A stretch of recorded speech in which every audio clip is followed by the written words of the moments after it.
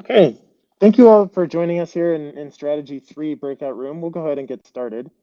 And so just as a reminder, you've got Amy Volturo, you've got EJ Rodriguez, and you've got Steve Holtz-Russell in this room. And we are going to be talking about some ways to engage around authentically processing information using a variety of tools. And now I'm going to hand it off to Amy here.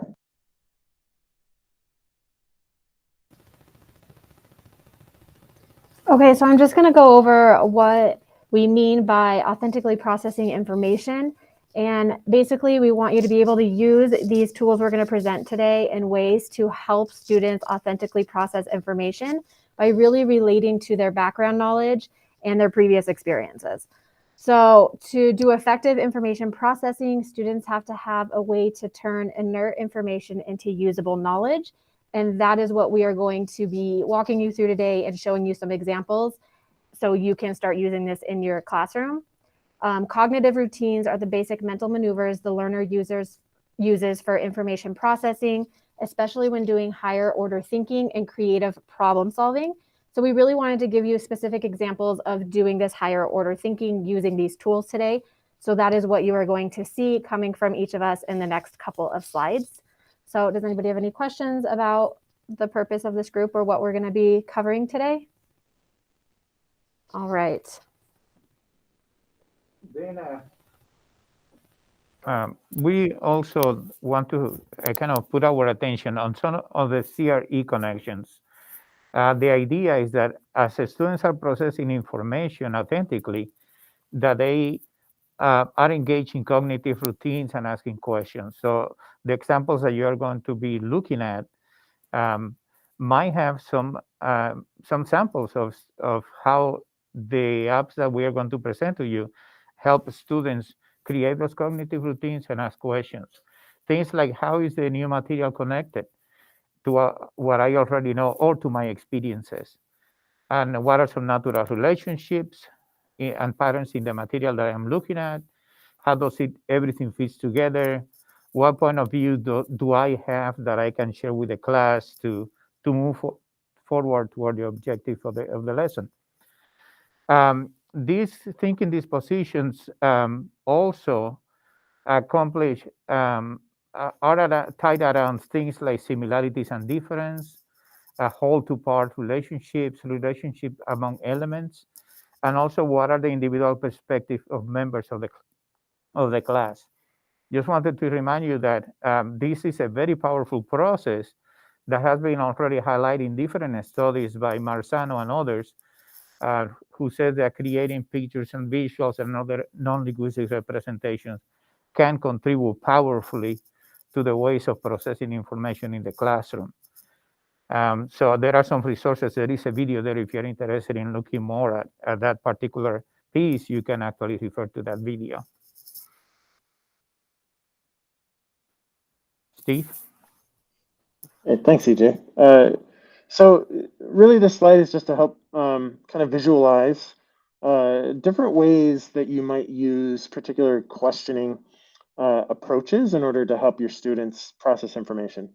So just take a look at these, take a look at the slide, take a look at the different kinds of questions you can ask or the different kinds of activities you can design, whether that's asking students to engage in some wondering, asking students to make some explicit connections, using some of these kinds of sentence stems in order to generate or to generate those questions or even to scaffold the responses.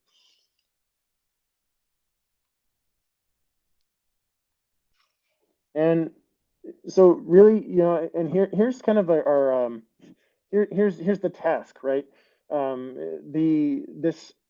These strategy rooms are designed in order to get you some opportunities to work through these kinds of tools that we're showing. And we recognize there are 3 participants in here, and we also have 3 coaches in here. So the nice thing about that is we have an opportunity for really hands-on, direct conversations around how we structure this. And so hypothetically, typically when it's a larger group, we kind of go through each tool, in a really kind of set way, 5 minutes ish per tool, talking about Hyperdocs and Google Sites, then switching gears to talking about Paradox, switching gears to talk about Canva and Google Drawings. we are happy to do that, but we also recognize we have a little bit more flexibility just because there's only 3 of us in here. And so, would love to hear how much you would like us to guide you through using these tools in context versus having you all either ask us questions and then we kind of go off that, or you can work independently and then we're just available for questions as you go. If you look on the work independently side of the slide, you have access to a variety of templates and guides for the kinds of things that we're going to be showing. And so this is a small group, so please feel free to unmute and just kind of tell us, like, we are doing this for you. We're designing this and with the intent of supporting you all. So what would work best for you?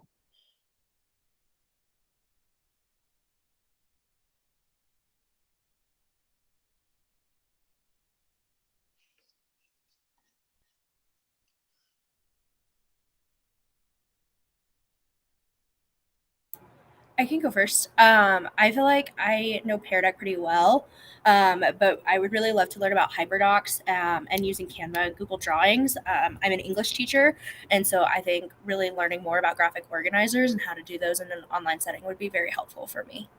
Okay, that's great to know. Thank you.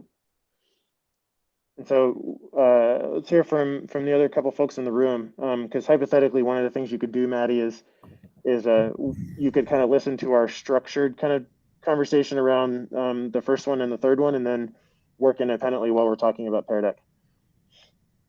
I guess that's kind of where I'm at too. The same as Maddie, I'm pretty good with Pear Deck. I've never used Hyperdocs. I'm pretty good with Google Slides, but I've never used Canva or Google Drawings either. So those are the three that I'm trying to focus on. Okay. Not to be boring, I feel the same way. I think for me, I'd playing around myself with this stuff rather than be sort of guided through.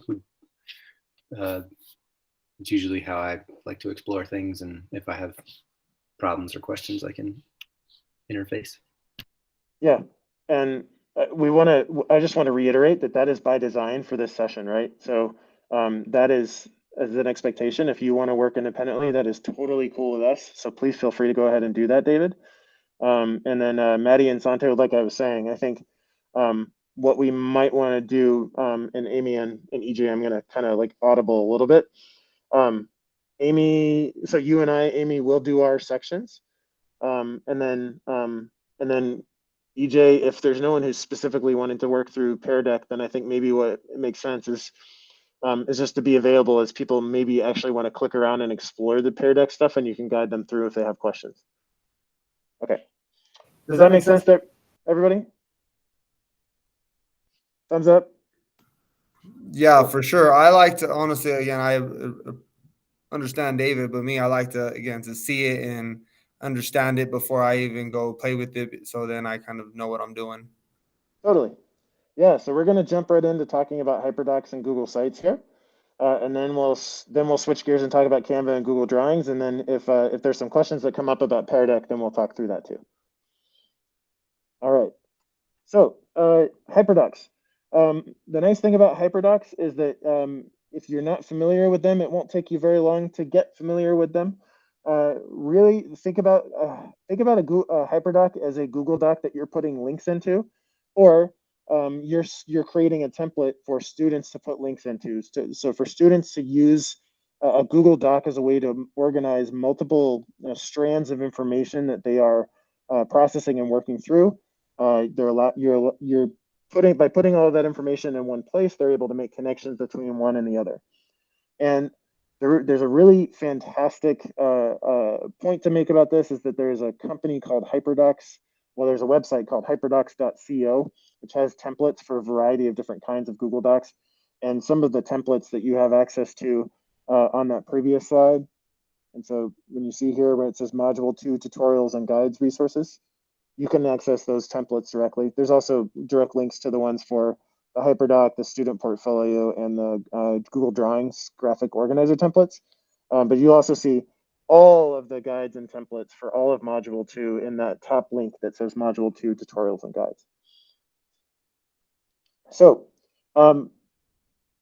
with Google Docs, and I'll just I know that it sounds a little, sorry, I'm just trying to get to the right links.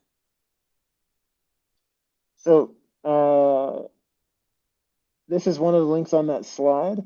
This is if you would like to do some reading about some more details about how you can use Hyperdocs. There's also a podcast here that you can listen to just to give a general sense of like what it is. But just understand it really as you are creating a Google Doc. So you're going into Google Docs, you're creating a new one, and then you're creating tables or some other way for students to put information in there, and then providing them with links and all of those kinds of things. I can just show you very, very quickly how to make one. It's very simple. I'm not even actually going to use this template. I'm just going to show a really quick thing that maybe all of you not necessarily know. So if you are on just a Google, if you're just on a new tab of your browser, you can actually type. Actually, I've never tried it from inside of this, but you can't see my my URL bar. So if I can go like this, yeah, okay, it does work directly from the search bar. So if you didn't see what I did, you can actually generate a new Google Doc immediately just by typing docs.new.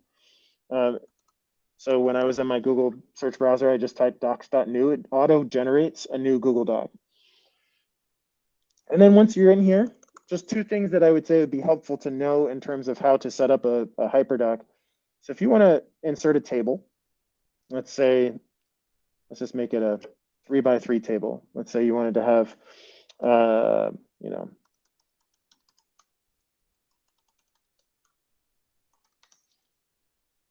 and let's say you wanted to link, if a student had created a particular product and you wanted them to link it here to show that they understood, you know, the literacy unit 1 plan, then they could do that here. So like, let's say I wanted to share this slide doc, or let me say I wanted to share this.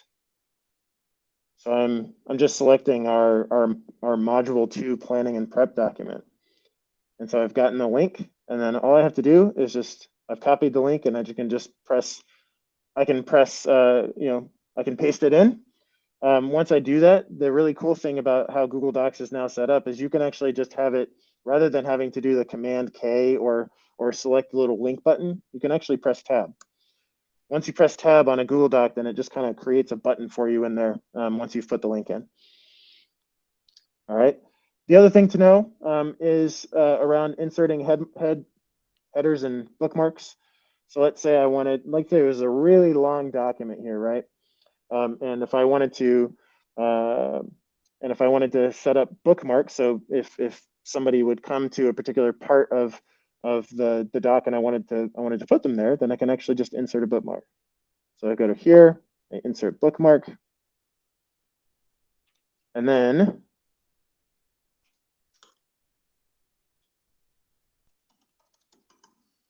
I can actually link directly to that bookmark. It's not going to work very well because this is a really short doc,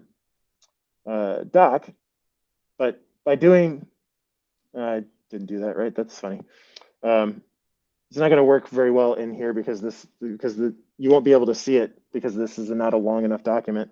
So I'll talk about this a little bit later if somebody actually wants to learn more about bookmarks. Apologies. I'm just realizing it's not going to work very well with that example. Let's go back to the slide deck. But the whole point here is that you're putting in links that students are linking their own products to, or perhaps you're asking them to link to particular resources that you want them to keep for moving on from one unit to the next. And then Google Sites. The really nice thing about Google Sites is it's a much more robust way of doing this. It's Google Doc. There's only so much you can do in terms of design with Google Doc.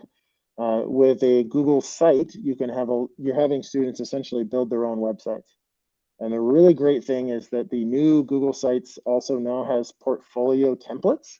And so you'll see, if you link to the example, you'll see that my example is very similar to the student portfolio template that Google has already designed. And in order to create a new Google site, all you are doing is going to sites.google.com and you're clicking on the start a new site or you're selecting a particular template. That's it. And then you can have students add in all sorts of things there. You can have them add in videos. You can have them add in Google Doc essays that they've written. You can add in links to other relevant work that you want them to access. And that's something that can stay with them, throughout, like not just for your class, but something they can use to authentically process that information in other places as well. Yes, students are able to create their own sites as long as they're using their DPS account. They can go into Google Sites and then click new site. The other thing, Santo, they can do is that you can actually create templates. So they can actually, so you can set, let's say you go in and you select student portfolio, you design a site, and then you can make that site copyable. So you can just leave parts of it blank that you would want students to be able to own and put, their own stuff in. Or you can do it a variety of ways, but you can set up a template so everybody's site actually looks the same. Can you push those sites out via Schoology? Can you say more about your question, Maddie? I was gonna ask that same thing. Are you able to? I'm sorry, Maddie. Are you able to post it as like an assignment, or is it just like a link as a resource? That's a good. So what I'm hearing is you're saying, could you make it a copyable, like Google Doc kind of assignment in Well, yeah, Schoology? because when you post in Schoology a Google Doc, it automatically makes a copy Yeah. for each of them. Would that happen here, or should I just make a template and then each student has their own section within that site? Yeah. So I don't know, and we should check that actually when we're done kind of talking through this. We can actually walk through and see what's in Schoology.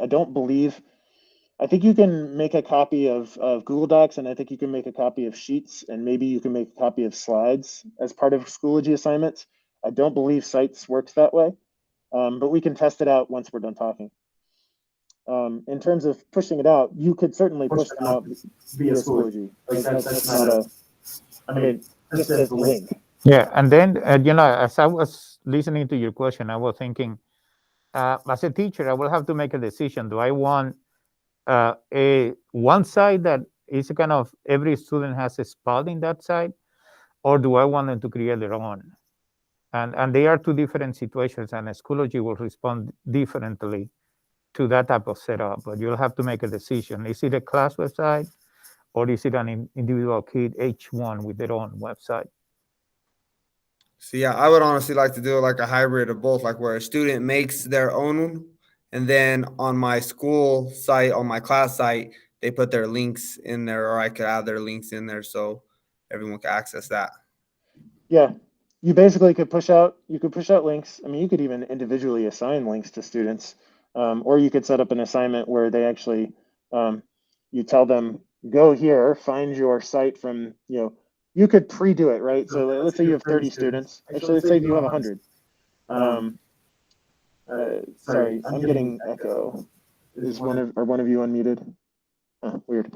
The point is that you could create like even a Google Doc where you put in all of their sites for them. And then, so you could link to that Google Doc in the assignment, and then their way to complete the assignment would be to submit, their link back to you with changes that they had made, if that makes sense. Yeah, no, that makes sense. I was just asking like how you explain. I understand how it makes a copy for slides, docs, and sheets. So I was just wondering if it would do that same thing for sites. If not, Yeah. then yeah, I could definitely do any one of those for sure. Yeah. Okay. Well, let's try it. My guess is that no. The answer is no, but let's try it once we're done talking. Okay. Any other questions about Hyperdocs and sites? And just want to explain too that the intent behind these, the intent is to like throw sort of some ideas at you all without going too in depth, just to so we actually make sure you have some time to actually play around and experiment and ask questions as we go. So we're not going in super in depth on how to use these tools, but we can certainly follow up later if there are particular questions.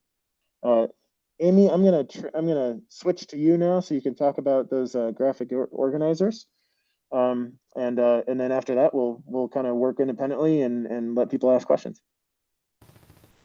Okay, so the first thing I'm going to talk about is Google Drawings to use graphic to make graphic organizers. But one thing that is really nice about Google Drawings is there's pre-made templates for different types of organizers that you may be thinking you want to use, so you don't actually have to build them out. And these can just live in your student's drive.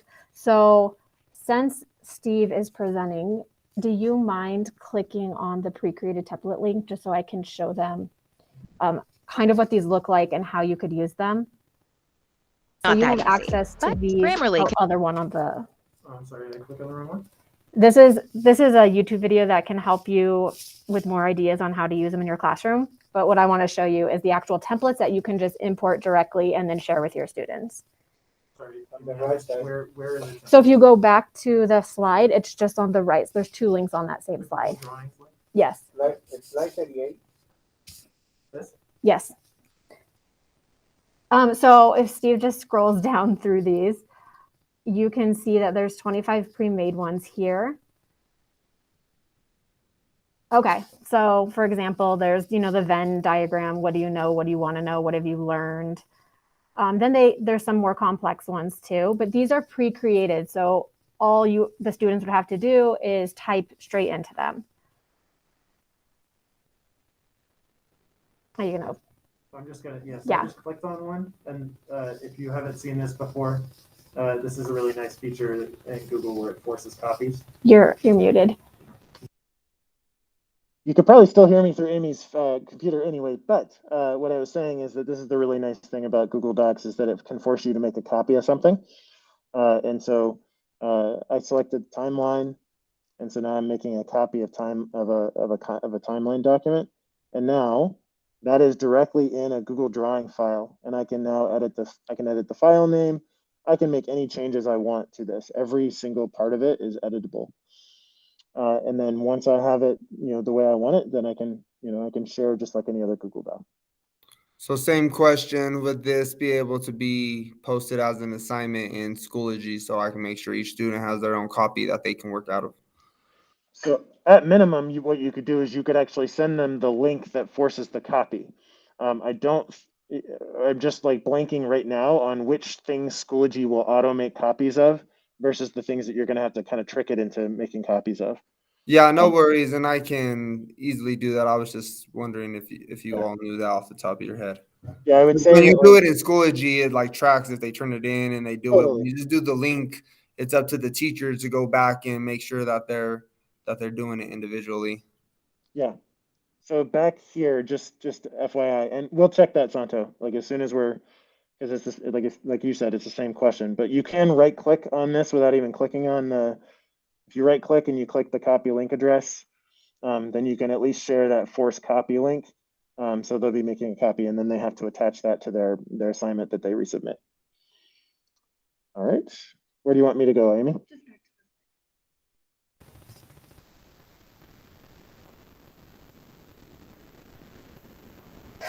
Okay, so really the way that we're envisioning using Google Drawings is through graphic organizers where students can work together or independently, and then you can push them out through Schoology and get them back that way if you would like. But I just wanted to share that there is this resource of these 25 templates that you have access to, so you can look through them on your own time. So are there any more questions about Google Drawings, or should I move on to Canva? Okay, moving on. Will you go to the next slide, please? Okay, so if you're not familiar with Canva, it's really a graphic design platform where you can make tons of different types of graphics. You can insert videos, but it's really kind of a design platform. So the way that it can be used is students can it's completely free, and students can have their own folder where they can add things throughout the year and kind of make a portfolio if you wanted. It's very, very intuitive and easy to use. One thing that I love it for is it has hundreds of pre-made templates. So it has graphic design templates similar to what I just showed you in Google Drive. But students can just pick templates and then insert text, insert videos, insert photos. It's very easy to use. This is an example right here. If you can see on the right side, it's just an infographic. So a student can demonstrate their knowledge through infographics. They probably have 100 different templates that they can start with to create an infographic. And then put in videos, like I just put in photos and all of this, but they can add videos, they can add presentations, anything can go inside of it. So it can be used in a lot of different ways. On the left, you can see I just kind of made it bigger so you can see what I was doing. But if you follow, well, this link here on this slide is just going to give you an overview of Canva and how to use it. But also in the resources doc, I put a link directly to some templates for infographics to get you started. So you can go to that link and just start messing around. But it's very, very simple to use. And what I like about it is that every student can have their own folder and just keep everything in there and kind of have everything in one place. And it's also really engaging for students because it's like, it's new and it's fun and there's just, you know, they can mess around in there and really authentically start to process some information, which is our goal. So if you don't know anything about Canva, it's a good opportunity now to go in there and start exploring and ask any questions if you have them. One thing I love about Canva is it makes you look like you know what you're doing from a graphic design standpoint. It makes everybody look like a graphic artist. The templates are beautiful. So this one's probably best to get in there and play around and then see if you have any questions so that you can use your time to do that now. And then we'll be here to support you. But that is all I have for Canva. Just a brief overview. Yeah. And EJ, you just want to just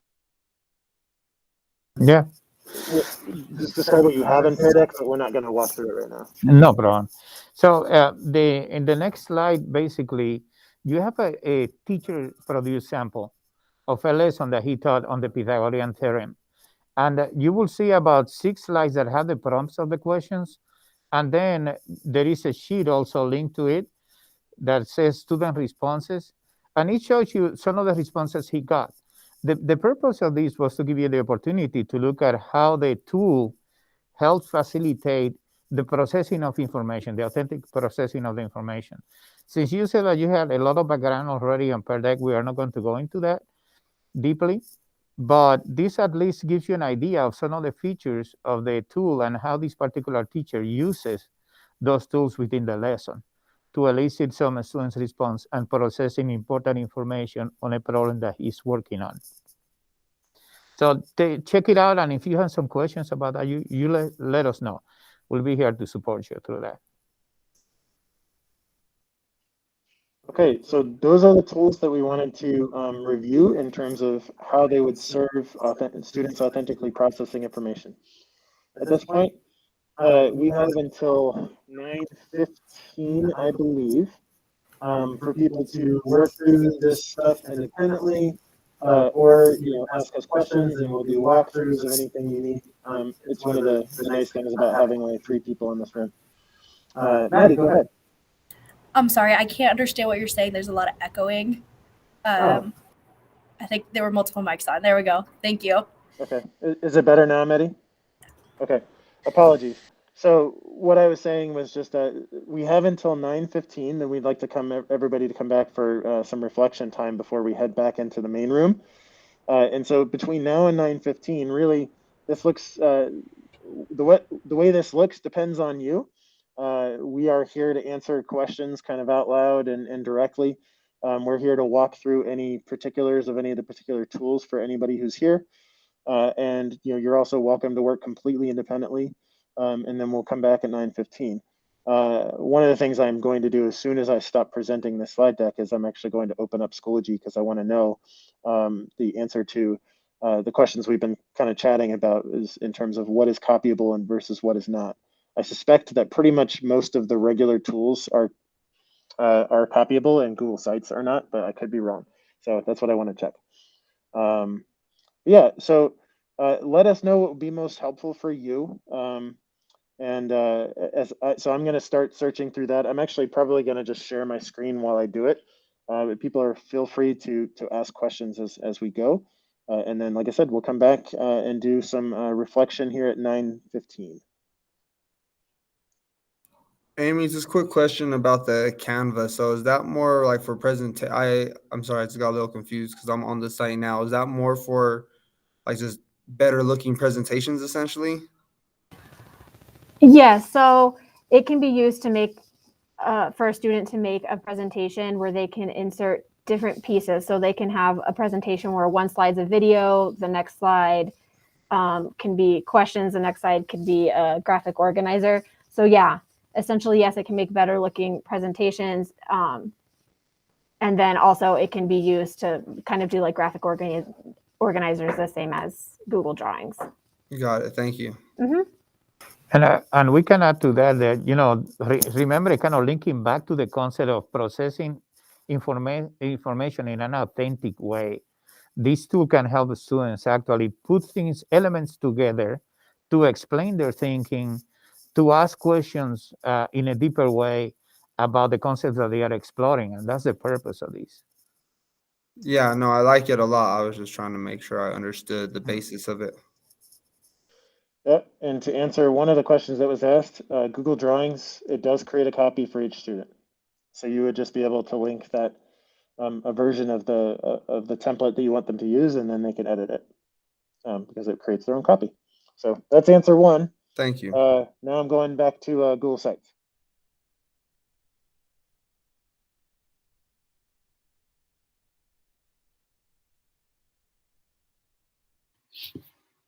I've got a question about Google Docs, which may or may not be related to the first stuff you talked about. But the what I'd like to do is make them find a way to sort of hybridize Google Docs and Google Forms to make inside of a Google Doc like not just like clickable for students, but like if I wanted to have a form, a question, like multiple choice question or something, is there a way to put in, like a Google form style interactive? It doesn't even have to be interactive, just something that sort of like will record their answers on something. Do you guys know anything about how that might work? One of you. Well, I'm wondering a couple of things. Basically, Google Forms will allow you to, that it will allow you to record a bunch of different answers to questions that you pre-design. And I'm wondering, once you create a Google form, it's possible to actually link it to a different Google Sheet, for example, and you can display that Google Sheet into a Google Doc. I'm wondering if that's something, how the organization can be difficult, I think, but it is possible to do it, inserting that Google Sheet into a Google Doc. The question is then how many questions can you actually put in there that will look in a way that is manageable for students to put their responses and therefore appear in the Google Doc. So start with a Google form and then embed the Google form in a Google Sheet and then embed the Google Sheet in a Google Doc. Is that? That's right. Does sound a little absurd, but it's better than what I was doing before. Amy's saying that you can also copy that Google Sheet into the Google Doc. It will turn into tables, basically, into a Google Doc. And I don't know what advantages are there to do that, because if the responses are numeric, then you cannot process them, like take averages or median and things like that. But if the responses are all words and choices, then they will display on a table. Okay, thank you. I'll go play around and see if I can. Yeah. All right, and it looks like, as far as I was, just as I was playing around, you cannot create it. You can't set it up for Google Sites for it to copy. You would just have to create all those copies first, and then distribute them to students. The way I would do that is just have it in a Google Doc, so they can just find their link next to their name that way, rather than having to create them and send those links individually to each kid. But yeah, wouldn't it be cool if it actually just went ahead and created a site? I think the reason it doesn't is I think it generates like a potentially public-facing URL. And it also has like nestled URLs inside of it, which is why I suspect it doesn't copy in the same way that other Google Docs do. Thank you for checking. Yeah, and I'm gonna keep doing some research just to see if I'm missing something while we're here. But please feel free to continue reaching out with any questions as you all are playing around.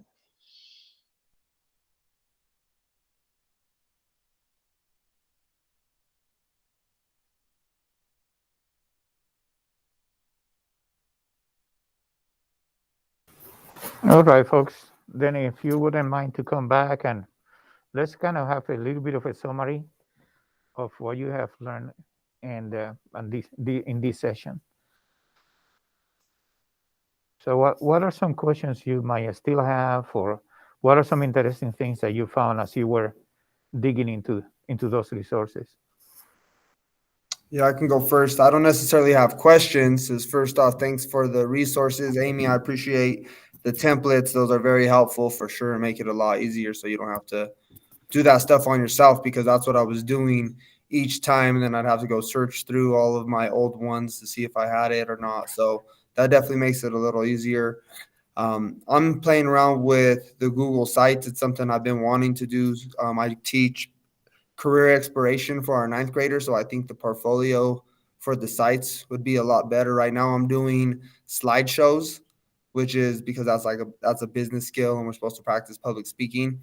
But I think that offering the sites as another tool, especially for my more advanced students, so they could do a lot of the stuff themselves rather than me giving them all of the resources, would be very beneficial, and that's what I plan on doing. Thank you, Santo, for sharing that. Anyone else?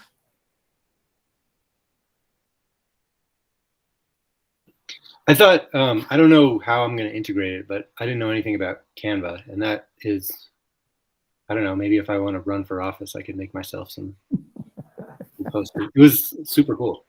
Mm-hmm. Awesome.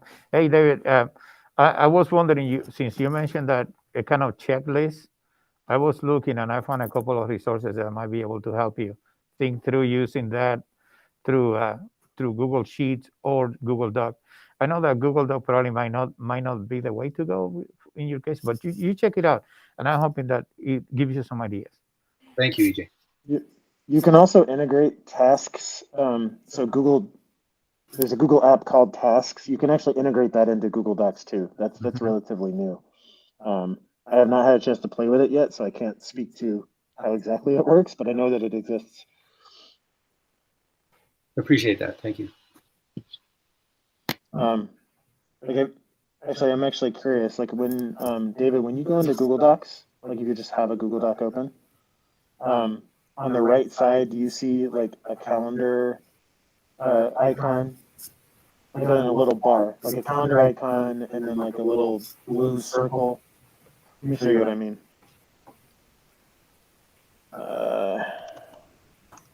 I'll just present from here. I got it. There's a little thing in the bottom right. You have to click in it. Yeah, I see it.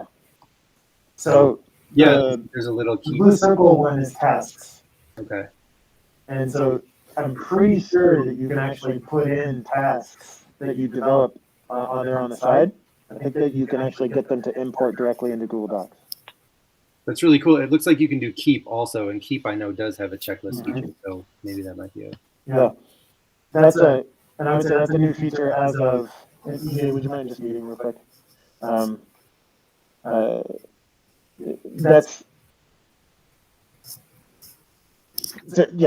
new. It's like within like the last 3 months. Okay, cool. Thank you very much, Steve. Mm-hmm.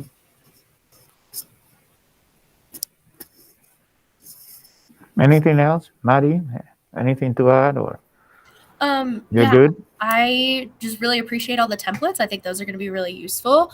I was playing around with Google Drawing and thinking about like how I could use that in my classroom. And I think using those templates are going to be really beneficial. All right. I'm glad that you guys came today and to share with us and to learn a little bit together.